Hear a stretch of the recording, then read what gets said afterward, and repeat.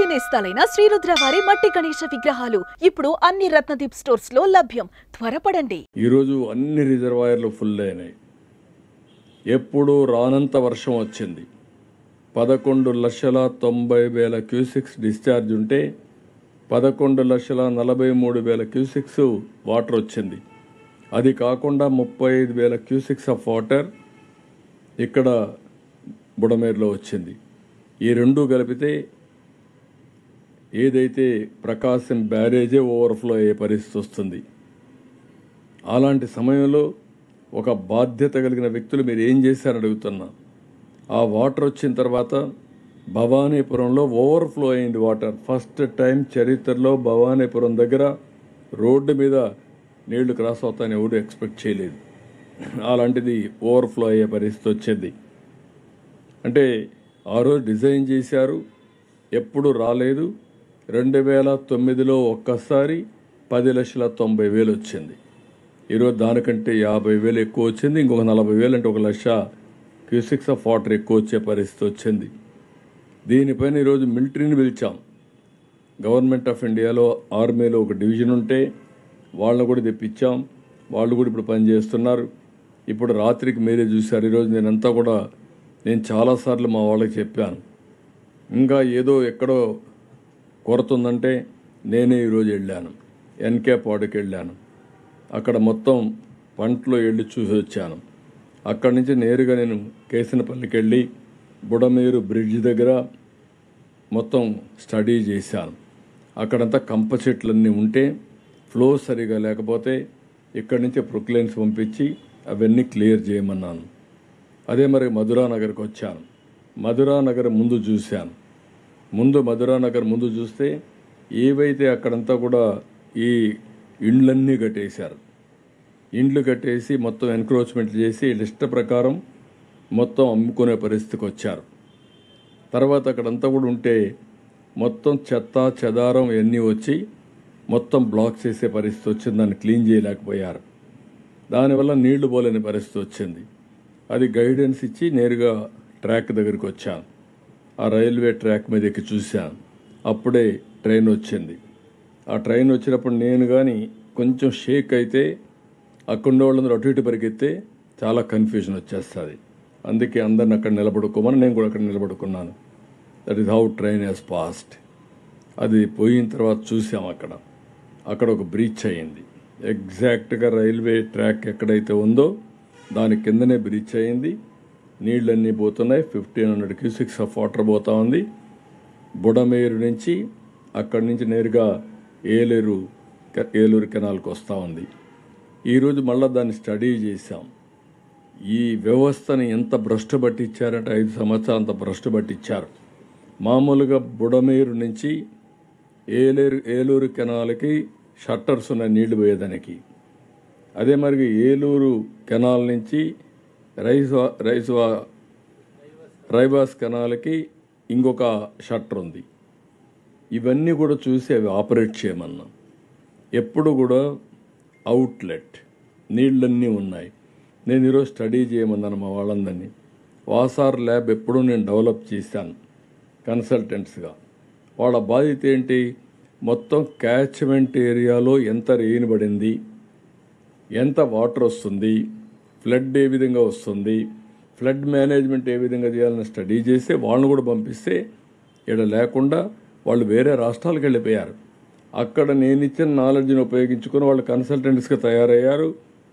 ఇక్కడ ఈ రాష్ట్రంలో వాళ్ళని ఉపయోగించుకోకుండా వేధించి బయట పంపించారు. మళ్ళీ ఇప్పుడు వాళ్ళని పిలిపించాం. ఈరోజు అన్ని రిజర్వాయర్లు ఫుల్ అయినాయి. ఎప్పుడు రానంత వర్షం వచ్చింది.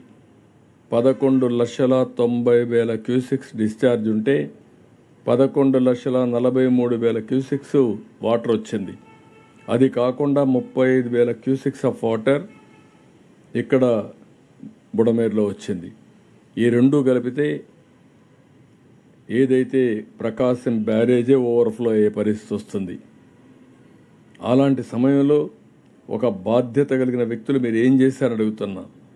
ఆ వాటర్ వచ్చిన తర్వాత భవానీపురంలో ఓవర్ఫ్లో అయింది వాటర్. ఫస్ట్ టైం చరిత్రలో భవానీపురం దగ్గర రోడ్డు మీద నీళ్లు క్రాస్ అవుతాయని ఎవరు ఎక్స్పెక్ట్ చేయలేదు. అలాంటిది ఓవర్ఫ్లో అయ్యే పరిస్థితి వచ్చింది. అంటే ఆ రోజు డిజైన్ చేశారు, ఎప్పుడు రాలేదు. 2009లో ఒక్కసారి 10,90,000 వచ్చింది. ఈరోజు దానికంటే 50,000 ఎక్కువ వచ్చింది. ఇంకొక 40,000 అంటే 1,00,000 క్యూసిక్స్ ఆఫ్ వాటర్ ఎక్కువ వచ్చే పరిస్థితి వచ్చింది. దీనిపైన ఈరోజు మిలిటరీని పిలిచాం. గవర్నమెంట్ ఆఫ్ ఇండియాలో ఆర్మీలో ఒక డివిజన్ ఉంటే వాళ్ళని కూడా తెప్పించాం. వాళ్ళు కూడా ఇప్పుడు పనిచేస్తున్నారు. ఇప్పుడు రాత్రికి మీరే చూశారు. ఈరోజు నేను చాలాసార్లు మా వాళ్ళకి చెప్పాను, ఇంకా ఏదో ఎక్కడో కొరత ఉందంటే నేనే ఈరోజు వెళ్ళాను, ఎన్కే పాడుకి వెళ్ళాను. అక్కడ మొత్తం పంటలో వెళ్ళి చూసి వచ్చాను. అక్కడి నుంచి నేరుగా నేను కేసినపల్లికి వెళ్ళి బుడమేరు బ్రిడ్జ్ దగ్గర మొత్తం స్టడీ చేశాను. అక్కడంతా కంప చెట్లన్నీ ఉంటే ఫ్లో సరిగా లేకపోతే ఇక్కడి నుంచి ప్రొక్లైన్స్ పంపించి అవన్నీ క్లియర్ చేయమన్నాను. అదే మరి మధురానగర్కి వచ్చాను. మధురానగర్ ముందు చూశాను. మధురానగర్ ముందు చూస్తే ఏవైతే అక్కడంతా కూడా ఈ ఇండ్లన్నీ కట్టేశారు. ఇండ్లు కట్టేసి మొత్తం ఎన్క్రోచ్మెంట్ చేసి లిస్ట్ ప్రకారం మొత్తం అమ్ముకునే పరిస్థితికి వచ్చారు. తర్వాత అక్కడంతా కూడా ఉంటే మొత్తం చెత్త చెదారం ఇవన్నీ వచ్చి మొత్తం బ్లాక్ చేసే పరిస్థితి వచ్చింది. దాన్ని క్లీన్ చేయలేకపోయారు. దానివల్ల నీళ్లు పోలేని పరిస్థితి వచ్చింది. అది గైడెన్స్ ఇచ్చి నేరుగా ట్రాక్ దగ్గరికి వచ్చాను. ఆ రైల్వే ట్రాక్ మీద ఎక్కి చూశాను. అప్పుడే ట్రైన్ వచ్చింది. ఆ ట్రైన్ వచ్చినప్పుడు నేను కానీ కొంచెం షేక్ అయితే అక్కడ వాళ్ళందరూ అటు ఇటు పరిగెత్తే చాలా కన్ఫ్యూజన్ వచ్చేస్తుంది. అందుకే అందరిని అక్కడ నిలబడుకోమని నేను కూడా అక్కడ నిలబడుకున్నాను. That is how train has passed. అది పోయిన తర్వాత చూసాం అక్కడ ఒక బ్రీచ్ అయ్యింది. ఎగ్జాక్ట్గా రైల్వే ట్రాక్ ఎక్కడైతే ఉందో దాని కిందనే బ్రీచ్ అయ్యింది. నీళ్ళన్నీ పోతున్నాయి. 1,500 క్యూసిక్స్ ఆఫ్ వాటర్ పోతా ఉంది.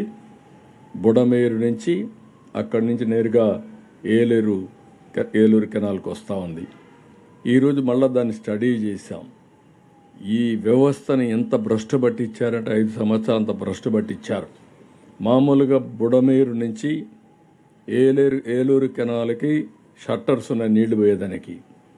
అదే మరి ఏలూరు కెనాల్ నుంచి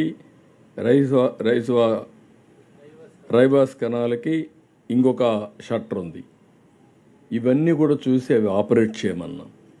ఎప్పుడు కూడా అవుట్లెట్ నీళ్ళన్నీ ఉన్నాయి. నేను ఈరోజు స్టడీ చేయమన్నాను మా వాళ్ళందరినీ. వాసార్ ల్యాబ్ ఎప్పుడూ నేను డెవలప్ చేశాను కన్సల్టెంట్స్గా. వాళ్ళ బాధ్యత ఏంటి, మొత్తం క్యాచ్మెంట్ ఏరియాలో ఎంత రెయిన్ పడింది, ఎంత వాటర్ వస్తుంది, ఫ్లడ్ ఏ విధంగా వస్తుంది, ఫ్లడ్ మేనేజ్మెంట్ ఏ విధంగా చేయాలని స్టడీ చేస్తే వాళ్ళని కూడా పంపిస్తే ఇక్కడ లేకుండా వాళ్ళు వేరే రాష్ట్రాలకు వెళ్ళిపోయారు.